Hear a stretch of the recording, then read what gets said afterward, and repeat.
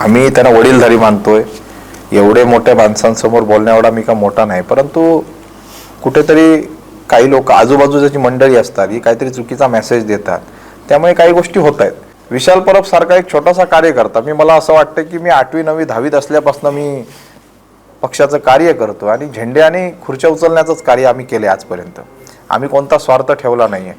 त्यामुळे मी एवढंच सांगू इच्छितो की माझ्यावरती बोलताना थोडासा प्रामाणिक विचार त्यांनी पण करावा, कारण माझ्यासारखा कार्यकर्ता त्यांच्यासाठी कार्य करतो. लोकसभेला सुद्धा मी खूप चांगलं कार्य केलं आहे.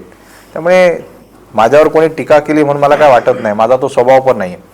परंतु एकच मी सांगू इच्छितो की जर डेव्हलपमेंट करायची असेल तर टीका टिप्पणी आपण सर्वांनी बंद करावी. नाही, असं काय नाही आहे. ते आता बोलताना कुठं तरी ओघात जातं, परंतु या ठिकाणी आम्ही त्यांना ज्येष्ठ मानतो, ते ज्येष्ठच आहेत आणि आम्ही लहान असल्यापासून नेतृत्व पाहतोय. कोकणची ओळख त्यावेळी त्यांनी केली. मला असं वाटते त्याच्यानंतर प्रदेश अध्यक्ष रवींद्र चव्हाण साहेब या जिल्ह्याचे पालकमंत्री झाले. डेव्हलपमेंट या विषयावरती मला वाटतं नक्कीच लवकर आम्ही एकत्र दिसू.